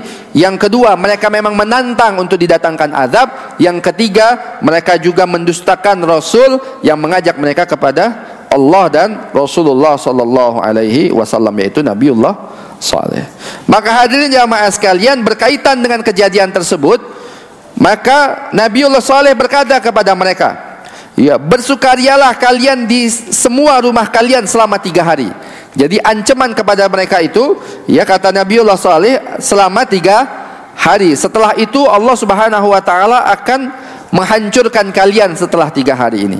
Maka hadirin jamaah sekalian, keesokan harinya, ya, yaitu pada hari Kamis, yaitu pada hari pertama, ya, peristiwa itu terjadi, wajah kaum Tsamud berubah wajahnya menjadi warna kuning, ya. Pada hari pertama wajahnya berubah menjadi warna kuning, seperti yang diancamkan oleh Nabiullah Saleh, ya. Hari kedua wajah mereka berubah menjadi warna merah, ya. Hari ketiga wajah mereka menjadi warna hitam, ya. Kuning, merah, kemudian menjadi warna hitam. Selanjutnya, ya, mereka bersukaria karena menurut mereka sudah 3 hari tidak datang azab. Wah, mereka bersukaria, ternyata tidak ada azab yang dijanjikan oleh Nabiullah Saleh. Maka hadirin jamaah yang dirahmati Allah Subhanahu wa taala, ketika pagi hari Ahad telah tiba, ya, maka ketika mereka duduk termangu-mangu, maka mereka menunggu murka azab dan laknat. Maka Allah Subhanahu wa taala ketika matahari terbit, maka datanglah azab itu kepada mereka, ya. Dengan cara bagaimana? Ya, ada suara guntur yang menggelegar, ya, suara yang sangat besar, ya. Dan hadirin jamaah sekalian, ketika suara yang sangat besar ini, kemudian bumi tempat mereka tinggal ini bergoncang, ya, terjadi gempa bumi yang kemudian menyebabkan, ya, berjatuhanlah bangunan-bangunan mereka, dan juga hadirin jamaah sekalian yang akhirnya nyawa-nyawa mereka melayang berjatuhan karena azab daripada Allah Subhanahu wa taala. Suara guntur yang menggelegar tadi berhenti seketika. Saat itulah kebenaran yang telah menampakkan jati dirinya. Ya, maka Allah Subhanahu wa taala berfirman, maka jadilah mereka mayat-mayat yang bergelimpangan di tempat tinggal mereka. Jadi dihancurkan oleh Allah Subhanahu wa taala. Dari kejadian ini ternyata, ini ada sebuah riwayat juga, ya, para ulama menyatakan bahwa tidak ada seorang pun yang tersisa dari kaum Samud kecuali seorang budak perempuan bernama Kalbah binti As-Salqi. Ia juga disebut dengan Az-Zari'ah, ya. Dia seorang wanita kafir, ya, tapi dia selamat daripada siksa ini. Kemudian dia kabur kepada kabilah-kabilah Arab yang lainnya dan menceritakan kabilah tersebut. Kemudian ketika dia meminta air untuk minum, setelah meminum air tersebut, ia juga langsung tewas menyusul kaum Samud yang lainnya. Jadi habis semuanya. Dan juga ada satu kisah mengenai kisah Abu Rugal. Ya, saya pernah ungkap juga di sini. Kisah Abu Rugal itu dia seorang daripada kaum Samud. Ketika kejadian tersebut dia sedang berada di tanah haram. Ya, berada di tanah haram. Di mana itu? Di Mekah. Ya, ketika dia sedang berada di Mekah, ternyata terjadilah kejadian azab. Allah selamatkan dia karena kehormatan tanah haram. Ya, karena kehormatan tanah haram, tidak diazab oleh Allah Subhanahu wa taala. Ketika dia keluar dari tanah haram, kemudian Allah Subhanahu wa taala ya cabut juga nyawanya ketika dia sudah keluar daripada tanah haram. Bagaimana Allah Subhanahu wa taala jaga ini tanah haram, ya, dan Allah hormatin, ya, begitu mulianya tanah haram ini, ya. Kemudian orang yang seharusnya diazab dijaga oleh Allah Subhanahu wa taala sampai dia keluar. Di sini ada sebuah hadis, ya, dari Abdul Razak juga berkata, Muammar berkata, Ismail bin Umayyah mengabarkan kepada kami bahwa Nabi pernah melewati kuburan Abu Rugal. Ya, ada kuburannya Abu Rugal. Beliau kemudian bertanya, tahukah kalian siapa yang berada di dalam kuburan ini? Ya. Mereka menjawab, Allah dan Rasulnya lebih tahu. Rasulullah bersabda, ini adalah kuburan Abu Rugal, salah seorang dari kaum Samud. Saat itu ia berada di tanah haram. Berkat kemuliaannya ia terhalang dari azab. Akan tetapi ketika keluar dari tanah haram, ia tertimpa azab yang menimpa kaumnya hingga ia dimakamkan di sini. Bersamanya pula dimakamkan sebatang emas. Lalu ada suatu kaum yang singgah di makam tersebut. Selanjutnya orang-orang datang berduyun-duyun ke makam itu dengan membawa pedang masing-masing dan mencari emas itu. Pada akhirnya mereka pun berhasil mengeluarkan emas tersebut, ya.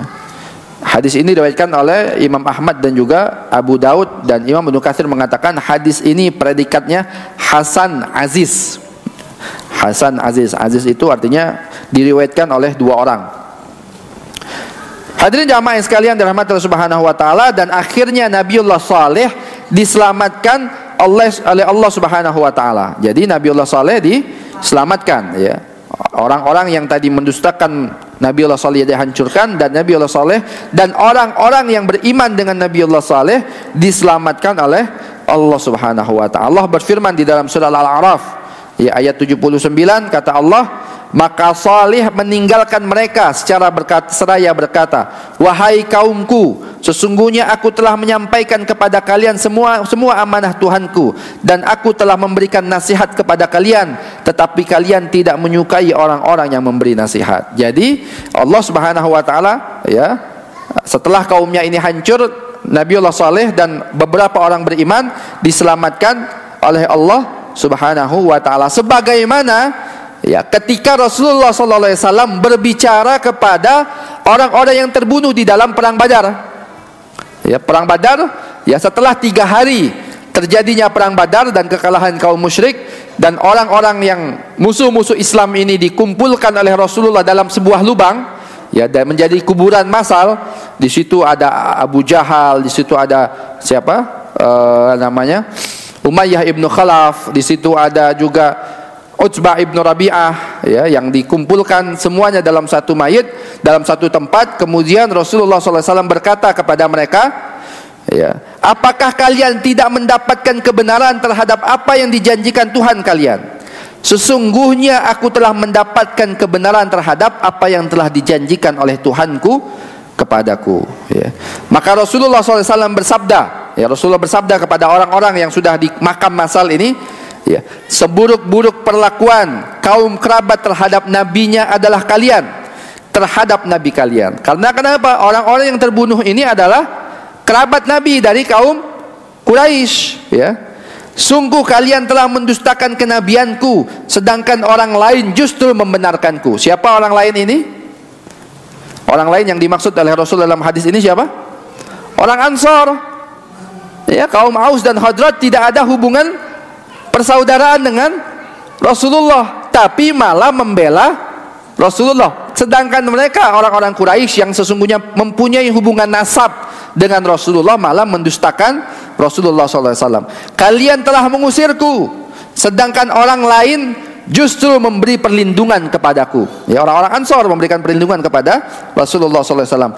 Kalian memerangiku, sedangkan orang lain justru menolongku. Dengan demikian seburuk-buruk perlakuan kaum kerabat terhadap nabinya adalah kalian. Kemudian Umar bertanya kepada Nabi. Nah, ini menarik nih. Umar berkata kepada Nabi, wahai Rasulullah, engkau bicara dengan orang-orang yang sudah menjadi mayat. Ini kan sudah jadi mayat semuanya. Engkau bicara dengan orang-orang yang sudah menjadi mayat. Nabi menjawab, demi Tuhan yang menguasai jiwaku, pendengaran kalian tidak melebihi pendengaran mereka terhadap apa yang aku katakan itu. Hanya saja mereka tidak menjawab. Ya, jadi mayit ini mendengar perkataan Rasulullah, tapi mereka tidak bisa menjawab. Kalau kita mendengar itu bisa mungkin bertanya atau menjawab. Hadis ini diriwayatkan oleh Imam Bukhari, Imam Muslim, Imam An-Nasai dan Imam Ahmad. Jadi hadisnya sahih setelah yang terjadi di dalam perang Badar. Hadirin jamaah sekalian yang dirahmati Allah Subhanahu wa taala, kita jadi sudah juga membahas bahwasanya Rasulullah pernah melewati lembah Al-Hijr yang merupakan pemukiman kaum Tsamud ketika perang Tabuk. Ya. Ketika itu Rasulullah memberikan minuman kepada untanya, mengambil air minum di situ dan memberikan makanan kepada untanya. Kemudian para sahabat tadi masuk ke masuk ke tempat peninggalannya kaum Tsamud ini karena penasaran melihat. Maka Rasulullah SAW melarang mereka. Ya, kata Rasulullah, janganlah kalian masuk ke wilayah orang yang ditimpa azab melainkan kalian menangis. Jadi kalau mau masuk ke situ dalam keadaan menangis. Maksudnya apa? Biar kalian ini mengingat tentang bagaimana azab Allah Subhanahu wa taala kepada orang yang mendustakan Allah dan Rasulnya. Ya, janganlah kalian masuk ke wilayah orang yang pernah ditimpa azab melainkan kalian menangis. Jika kalian tidak menangis, janganlah memasukinya karena dikhawatirkan kalian akan ditimpa azab seperti azab yang pernah menimpa mereka. Hadis riwayat. Jadi kalau kita masuk ke situ, menangis. Kalau nggak bisa nangis, pura-pura nangis nggak apa-apa, Bu. Benar. Nah, di sini ada lagi dalam riwayat lain disebutkan, hadis riwayat Ahmad, jika kalian tidak menangis, buatlah tangisan kalian karena takut akan ditimpa azab seperti yang pernah menimpa mereka. Nah, jadi pura-pura nangis. Maksudnya begini, kita masuk ke dalam daerah tersebut melihat mungkin ini menjadi ibrah. Menjadi apa? Ibrah. Ya Allah pernah menghancurkan kaum yang mendustakan Rasulnya. Jangan sampai kita juga terkena azab karena kita juga mendustakan Rasulullah SAW dan agama Allah Subhanahu wa ta'ala. Kalau bisa menangis, kalau nggak bisa nangis, pura-pura nangis juga tidak apa-apa. Intinya itu bagaimana kita masuk itu dalam keadaan introspeksi diri, gitu ya. Kalaupun kalian tidak bisa menangis, kata Rasulullah, pura-puralah menangis. Maka hadirin jamaah yang dirahmati Allah Subhanahu wa taala, itulah kisah tentang Allah, bagaimana Allah Subhanahu wa taala menghancurkan Nabiullah kaum Tsamud ini, dan Nabiullah Saleh diselamatkan oleh Allah Subhanahu wa taala daripada kaum Tsamud. Di sini hadirin jamaah sekalian, saya ambil daripada kitab Al-Mustafad min Qasasil Quran yang ditulis oleh Dr. Abdul Karim Zaidan, tentang hikmah, ringkasan hikmah yang bisa kita ambil daripada kaum Tsamud. Mana sini pelajaran yang bisa diambil dari kisah Nabi Saleh dan kaum Tsamud yang ditulis oleh Dr. Abdul Karim Zaidan dalam kitab Al-Mustafad min Qasasil Quran.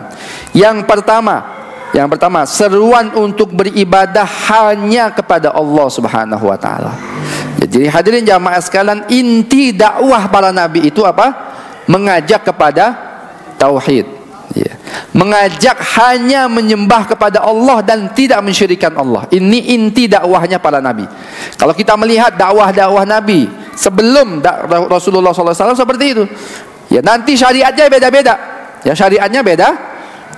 Ya, syariat kaum Nabi Musa beda dengan syariat kaum Nabi Isa, dan beda dengan syariat Nabi Muhammad sallallahu alaihi wasallam. Syariat kaumnya Nabi Yakub itu, hadirin jamaah sekalian, boleh menikah dengan dua saudara, ya, menggabungkan dua saudara boleh dari zaman Nabi Yakub. Makanya Nabi Yakub punya beberapa anak, yang dua dari saudara yang bungsu dari adiknya punya anak, yaitu Nabi Yusuf dan Benyamin, ya, Nabi Yusuf, dan yang lainnya dari kakaknya, ya, seperti itu.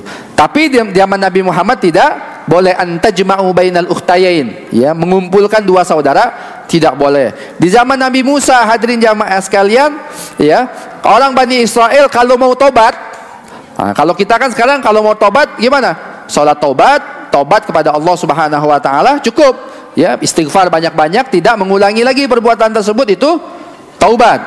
Tapi hadirin jamaah sekalian, Nabi Musa, Bani Israel kaumnya Nabi Musa, kalau mereka ingin taubat dari dosa besar, caranya bagaimana? Membunuh diri mereka.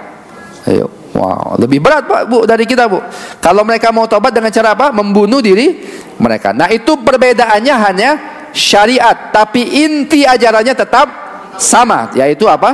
Tauhid, mengesahkan Allah Subhanahu wa taala dan tidak mensyirikkan Allah Subhanahu wa taala dengan apapun. Itu intinya dakwah para nabi. Yang kedua, ya, yang bisa kita ambil pelajaran daripada kisah Nabiullah Saleh ini, mayoritas pengikut para utusan Allah adalah kaum fakir miskin, ya, al-mustad'afun. Ya, di sini diceritakan, ya, di dalam kisah Nabi Saleh, ya, tadi di sini di surah Al-A'raf ayat 74. Pemuka-pemuka, saya bacakan terjemahnya, ya. Pemuka-pemuka yang menyombongkan diri berkata kepada orang-orang yang dianggap lemah. Ya, jadi pengikut kaum Nabi Saleh ini orang-orang yang dianggap lemah, sebagaimana kaum Nabi Muhammad, ya, awal-awal yang mengikuti dakwah Nabi Muhammad orang-orang lemah. Bilal, Julaibib, Ammar bin Yasir, ya, kecuali beberapa orang saja yang tidak bisa disakiti. Salah satunya Rasulullah, Abu Bakar As-Siddiq, kemudian Umar bin Khattab, Hamzah bin Abdul Muttalib, itu nggak bisa disakiti karena mereka tokoh, ya, dari kaum yang terpandang. Sedangkan yang lainnya banyak yang disiksa dan dianiaya, ya. Maka yaitu orang-orang yang telah beriman di antara kaumnya, yaitu kaum Nabi Saleh yang sudah beriman. Tahukah kamu bahwa Salih adalah seorang rasul dari Tuhannya? Mereka menjawab, sesungguhnya kami percaya kepada apa yang disampaikan. Jadi hadirin jamaah sekalian, sunnatullah dakwah ini awalnya itu biasanya, ya,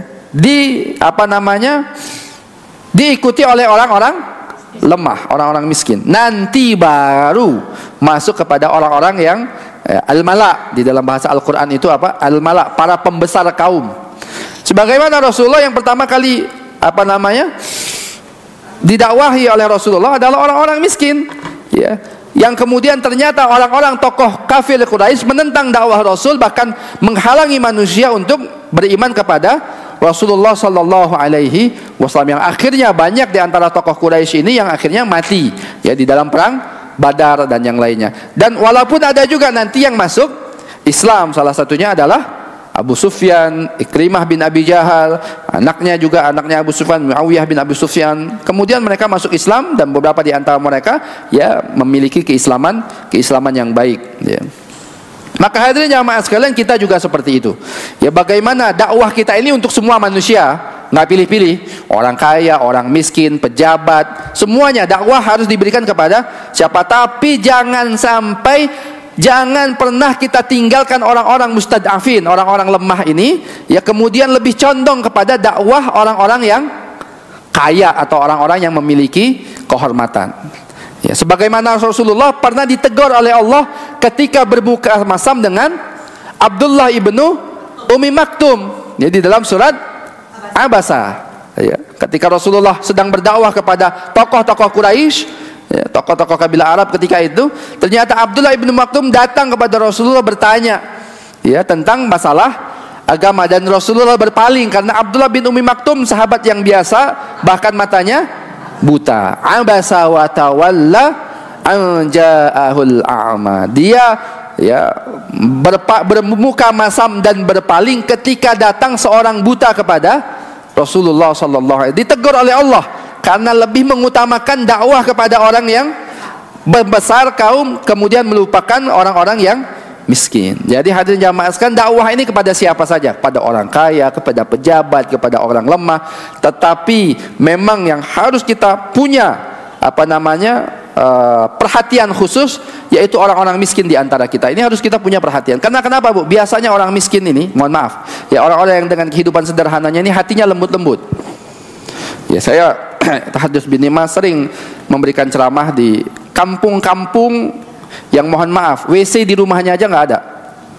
Ya, jadi kalau ke toilet itu ke WC umum gitu. Itu kampung padat-padat, saya pun mikir gitu, gimana tinggal di sini gitu ya. Satu petak ya, di sini tempat tidur, di situ dapur, situ kamar mandi. Sudah satu petak begitu, paling dia buat nanti di atasnya. Ya, nggak ada kamar mandinya pun tidak ada toilet, ya tidak ada toilet, paling untuk mandi aja. Hadirin jamaah sekalian, mereka tinggal di situ. Ya terkadang ipar-iparan tinggal dalam satu rumah seperti itu. Wah, dalam hati saya nih, masya Allah juga ya, saya disuruh tinggal di sini belum tentu juga siap gitu ya. Tapi mereka ini hadirin jamaah sekalian punya kekuatan sendiri, hati mereka bersih. Kalau ada tamu, walaupun mereka nggak bisa memberikan apapun, mereka berikan dengan apa yang mereka miliki, sibuk gitu, buat kopi, buat ini, masya Allah. Walaupun dengan kehidupan yang sederhana. Kita ceramah, misalnya memberikan ceramah di masjid atau di musola, mereka disambut dengan bukan main. Yo, mereka serius menyambut kita, Bu. Walaupun mereka, saya melihat orang-orang yang sangat sederhana dalam kehidupan mereka. Jadi hadirin jamaah yang dirahmati Allah Subhanahu wa ta'ala, jangan kita lupakan dakwah kepada mereka-mereka ini. Nah, terkadang kita ini kan lupa gitu, Bu ya. Lebih fokus kepada para pejabat dan yang lainnya, kemudian melupakan dakwah orang-orang yang miskin-miskin, al-mustad'afun. Padahal sangat sangat kita penting untuk dakwah kepada mereka, karena mereka adalah orang-orang yang mempunyai hati yang lembut ya. Kalau kita bisa mendekati mereka, mudah-mudahan mereka bisa ya benar keislamannya. Dan memang tantangannya besar ya, karena kenapa? Mereka sudah hidup, jadi terkadang orang-orang yang hidup di kawasan daerah kumuh seperti ini ya sudah terbiasa dengan hidup yang bebas. Itu lebih parah daripada orang komplek, Bu, kehidupannya, Bu. Mama perempuan pakaiannya seperti ini, teriak-teriak di pinggir jalan gitu ya. Pakaiannya yang waduh seksi-seksi gitu. Ya, teriak-teriak di pinggir jalan, dan yang lainnya merokok. Ntar mereka duduk ngumpul sambil merokok gitu. Tapi tetap kalau ngelihat kita mereka hormat. Assalamualaikum Ustaz. Kadang mereka ngelihat pakaiannya nggak layak gitu, mereka tutupin. Mereka hormat kepada kita. Ya, tetapi hadirin yang mas sekalian, ya memang karena globalisasi dan yang lainnya, kemudian hidup mereka itu lebih parah terkadang daripada orang-orang yang sudah mempunyai ekonomi yang bagus gitu ya. Nah, ini mempunyai tantangan yang besar sendiri, bagaimana kita berdakwah kepada mereka sehingga mereka ya mau beriman dan istiqomah di dalam agama Allah Subhanahu wa taala. Yang ketiga, hadirin jamaah sekalian, di sini dijelaskan oleh Dr. Abdul Karim Zaidan, mengingatkan nikmat-nikmat Allah. Jadi metode dakwah ya, kalau kita amati di dalam kisah Nabi Allah Saleh dan nabi-nabi yang lainnya, adalah bagaimana mengingatkan kaumnya ini terhadap nikmat Allah yang Allah berikan kepada mereka. Ya, kita lihat ya, bagaimana Allah memberikan kita nikmat. Gak usah jauh-jauh. Bagaimana Allah berikan nikmat ke dalam diri kita saja. Wa fi anfusikum afala tubsirun, dan di dalam diri kalian apakah kalian tidak melihat? Allah memberikan kita nikmat mata, Allah berikan kita nikmat hidung, Allah berikan kita nikmat fisik secara sempurna.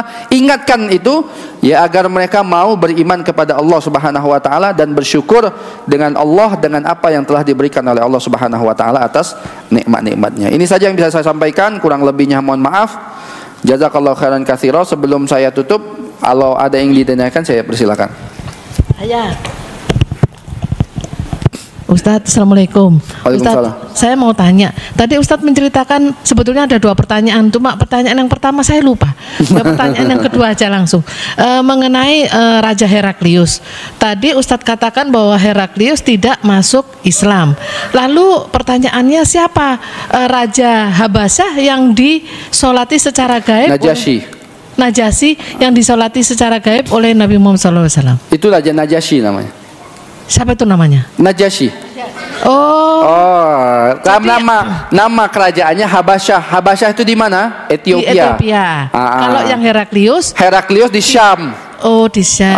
Heraklius di Syam. Dia kaisar sebenarnya. Pusat kerajaannya di mana? Konstantinopel, tapi dia tinggalnya di Syam. Ya, oh ya. Gitu. Jadi Heraklius, kenapa kemudian Rasulullah mengatakan dia ini musuh Allah? Karena nanti akan terjadi banyak peperangan antara pasukan kaum muslimin dan kerajaannya Heraklius dalam perang Mu'tah dan yang lainnya. Iya, Ustadz, apakah betul Raja Najasyi itu ketika mengumumkan masuknya dia ke dalam Islam, dia tidak terang-terangan, tapi dia menulis di situ la ilaha illallah, kemudian surat itu ditaruh di kantongnya, lalu dia ketika rakyatnya bertanya apakah dia sudah masuk Islam, dia katakan bahwa saya menganut agama yang ini. Dia pegang dadanya yang ada suratnya la ilaha illallah.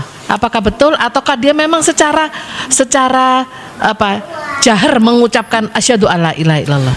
Sahabat yang membawa surat ini langsung menyaksikan keislamannya Raja Najasyi. Asyhadu alla ilaha illallah wa asyhadu anna Muhammadar Rasulullah. Dan dia langsung memegang surat Rasulullah dan menangis di hadapan surat Rasulullah. Makanya ketika dia meninggal dunia disolatkan gaib oleh Rasulullah SAW. Tapi kalau riwayat yang itu tadi saya nggak tahu, Bu. Ya, yang saya baca di dalam kitab Ar-Rahiqul Makhtum, ya hanya seperti itu saja. Yang kemudian menyebabkan Rasulullah mensolat. Dan dalam kitab Ar-Rahiqul Makhtum dijelaskan bahwa tidak ada riwayat yang menjelaskan anaknya yang sebagai pengganti Raja Najasyi ini juga ikut masuk Islam. Nah, dalam kitab Ar-Rahiqul Makhtum dikisahkan seperti itu. Ya, jadi tidak diketahui apakah anaknya juga penerusnya ini juga masuk Islam atau tidak. Tapi Najasyinya bisa dipastikan dia masuk Islam. Ustadz, yang kedua, kaum Samud itu meninggalnya biasa. Soalnya kan ada beberapa kaum yang dimusnahkan, baik yang ditimbun, dikubur, maupun ada yang dengan suara keras yang jantungnya sampai copot. Di surat apa itu? Apakah Samud ini yang dimaksud? Bukan. Kalau yang meninggalnya dengan suara keras ya kaum Samud. Ya, kemudian ada suara keras, menggelegar yang sangat besar. Kemudian tanah yang saya baca di dalam kitab ini, Bu, ya, dan berarti tidak ada kaitan dengan masalah jantung. Mungkin itu penemuan kali, Bu. Bisa jadi. Jadi meneliti setelah itu, kok bisa sih suara keras bisa mati? Nah, mungkin dengan suara keras itu diteliti karena jantungnya begini bisa jadi begitu. Tapi kalau yang di dalam riwayat, baik itu dalam kitab Qasasul Anbiya karangan Imam Ibnu Katsir ataupun di dalam kitab Al-Mustafad min Qasasil Quran yang ditulis oleh Dr. Abdul Karim Zaidan, tidak ada kisah mengenai jantungnya apa seperti itu, tidak ada. Ya. Begitu. Jadi mungkin penemuan kalau saya. Jadi kenapa kok dengan suara keras kok bisa tiba-tiba mati? Nah, bisa jadi diteliti gitu setelah kejadian tersebut gitu. Begitu kali, Bu, ya. Ustadz, ini pertanyaan bersama. Nitip pertanyaan gitu. Ya, tadi kan Ustadz katakan mengenai orang yang mati diajak berbicara sama Rasulullah. Saya pernah mendengar Ustadz, tidak saya sebutkan namanya, ketika selesai perang Badar, Rasulullah itu ketika berjalan pergi dari perang Badar, setelah selesai Rasulullah menoleh dan mengatakan kepada mayat-mayat itu, apakah sudah kalian lihat janji Allah gitu. Terus sahabat tanya, kok ngomong sama mayat gitu. Umar yang bertanya. Iya, lalu Rasulullah mengatakan bahwa mereka mendengar kata-kata saya gitu. Lalu Ustadz itu mengatakan bahwa yang bisa mendengar perkataannya itu, mayat itu bisa mendengar itu adalah perkataan dari Rasulullah. Akan tetapi semalam saya juga mendengar dari seorang ustadz di televisi, baru tadi malam, bahwa kalau kita ziarah kubur, kita mengucapkan salam, itu penghuni kubur itu bisa mendengar suara kita. Yang mana yang benar, Ustadz? Nah, ya yang saya tahu yang ucapan kedua, Bu. Yang mana? Iya, yang bahwasanya kita ini kalau berkata kepada ahli kubur mendengar ucapan kita, tapi dia nggak bisa menjawab. Karena itulah kita disuruh doa, salam, assalamualaikum ya ahli kubur. Yang tidak boleh itu kan meminta kepada ahli kubur, itu nggak boleh. Gitu ya. Kalau misalnya karena itu Rasulullah berkata kepada orang-orang yang di makam ini tadi mengatakan kali mereka itu mendengar apa yang aku katakan. Nah, makanya kalau dikatakan ini khusus untuk Rasul, dari mana dalilnya? Saya juga nggak. Tapi yang nggak boleh itu kita minta, ya ini ada kuburan, wahai ahli kubur, saya ini lagi susah, tolonglah saya, itu nggak boleh. Gitu. Nah, Ustadz, kalau berdasarkan itu, maaf, kalau di beberapa daerah, di beberapa tempat yang saya tahu, orang-orang yang ada orang yang mau menikah datang ke kuburan, lalu dia mengatakan, Mbah atau Pak atau Bu, saya mau menikah sama ini. Bukan, katanya kan ahli kubur kan mendengar. Jadi kalau berdasarkan itu, boleh dong dia ngomong begitu, karena ahli kubur tahu. Ya intinya itu kalau saya melihat, Bu, apa namanya,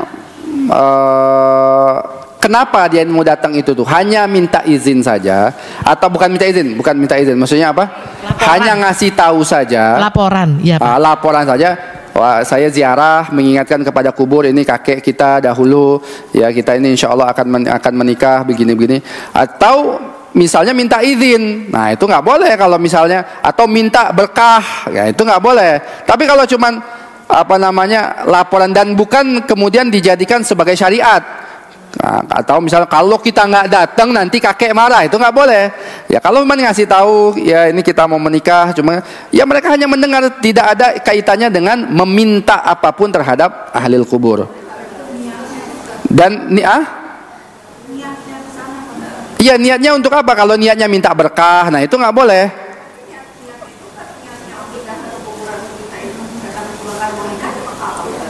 Ya nggak tahu, tanya orangnya untuk apa, makanya harus dikasih tahu. Dan ini kan tradisi-tradisi sebenarnya. Iya. Ya tradisi-tradisi saja, tidak ada apa namanya ya, anjurannya di dalam syariat kita. Itu hanya tradisi-tradisi saja.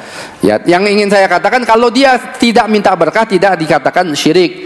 Ya, kecuali kalau dia minta berkah di situ, dia itu dikatakan Syirik. kesyirikan. Kalau minta izin? Minta izin juga ngapain? Minta izin sama orang yang sudah meninggal. Minta izin itu ya sama orang bapak ibunya yang masih hidup. Kan gitu. meninggal Ustadz namanya. Iya makanya ini kan tradisi-tradisi. Tapi saya tidak ingin mengatakan ini syirik. Bahaya Bu kalau kita mensyirikan orang yang ini. Tapi tradisi ini harus dikikis sedikit demi sedikit. Ya bahwasanya nggak ada dalam syariat kita disuruh untuk minta izin atau minta berkah. Tapi memang dia mendengar, kalau ucapan itu mendengar. Sebagaimana yang Rasulullah kisahkan bahwasanya Rasulullah itu mendengar, tapi dalilnya bahwasanya itu khusus untuk Rasulullah saya nggak tahu, saya nggak pernah dengar dalilnya. Paham nggak Ibu maksud saya? Iya ngerti. Ustadz, berarti kalau orang-orang di kuburan yang kita maksudkan mendengar, apakah kita harus datang ke kuburannya lalu bilang, misal saya pergi ke rumahnya ke kuburannya kakek saya, lalu saya bilang assalamualaikum, saya bilang begitu, itu nenek saya dengar. Sekarang pertanyaannya, misalnya saya katakan semoga berdoa supaya nenek saya di lapangan kuburnya. Kalau misalnya saya berdoa ini di rumah, apakah bisa? Nenek saya juga mendengar. Bisa. Nenek saya juga mendengar. Wallahu alam. Nah ini pertanyaan saya. Kalau dia berdoa dari rumah, maka kita berdoanya kepada Allah, bukan kepada ahli kuburan. Kalau misalnya saya ngomong, pertanyaan saya adalah, jadi kalau orang berbicara dengan itu tadi dalilnya Bapak bahwa orang yang telah meninggal mendengar ucapan orang yang masih hidup, itu harus berada di kuburannya ataukah tidak? Jadi seperti begini, saya bisakah bicara langsung dengan kakek saya? Wallahu a'lam. Nah itu tadi katanya Bapak. Tapi kalau misalnya kita datang dan menunggu bisa jadi. Tapi kalau kita doanya sama Allah, memberikan doa, ya Allah berikanlah dia keberkahan dan yang lainnya, itu bisa, pasti bisa. Cuman apakah dia mendengar doa kita atau tidak? Wallahu a'lam. Ya wallahu a'lam. Saya nggak tahu. Bisa jadi dia mendengar, bisa jadi dia tidak mendengar. Ya ini kan karena alam ruh itu kan sudah berbeda. Ya nanti alam ruh itu bisa jadi dia mungkin mendengar, karena itulah kita akan melihat ada riwayat-riwayat. Ya ada sahabat yang bukan sahabat yang mendoakan ya. Ada sahabat yang didatangi oleh sahabat yang sudah mati juga. Ada riwayat itu kan, yang dia kemudian ngasih tahu, saya punya hutang dengan si fulan, mohon dibayar dalam mimpinya. Gitu. Jadi bisa jadi dia mendengar, wallahu a'lam, bisa jadi dia tidak, wallahu a'lam. Ya karena ini semuanya urusan Allah. Urusan Allah Subhanahu wa taala. Tapi tadi Ustadz mengatakan bahwa orang hidup ya kalau berbicara kepada orang mati, orang matinya bisa mendengar. Itu poinnya. Salahkah? betul kah? Iya, iya. Poinnya di situ. Apakah harus ada di kuburannya atau tidak? Wallahu alam. Wallahu alam. Bisa jadi di kuburannya dia mendengar. Kalau yang pasti kan kalau dekat kalau ya, dia mendengar. Tapi kalau dari jauh misalnya di rumah, bisa jadi dia mendengar, bisa jadi dia tidak, nggak tahu saya. Tapi kalau misalnya kita ke kuburan, assalamualaikum ya ahlil kubur, itu ahlil kubur mendengar dan bisa menjawab salam kita. Dalam beberapa hadis yang saya baca seperti itu. Iya, tapi kalau dari jauh, wallahu alam, bisa jadi karena ada beberapa kejadian juga yang itu tadi ya. Apa namanya ya yang sahabat tadi, kemudian dia ada sahabat yang kemudian bermimpi dalam sebuah hadis yang hasan ya, yang dikisahkan dua orang, satu mati syahid, satu mati syahidnya terbelakang gitu ya. Yang satu mati syahid ini kemudian yang mati syahidnya terbelakang masuk surganya ternyata lebih dulu ya, kata Rasulullah, karena dia sholat dan puasa ya. Kemudian sholat dan puasa ini yang menyebabkan dia mati syahid terlebih dahulu. Jadi bisa jadi kalau dari jauh bisa jadi dia dengar, bisa jadi dia tidak dengar gitu. Tapi kalau dari dekat bisa assalamualaikum, kita ucapkan salam. Yang tidak boleh itu meminta kepada ahli kubur, nggak boleh. Iya Bu.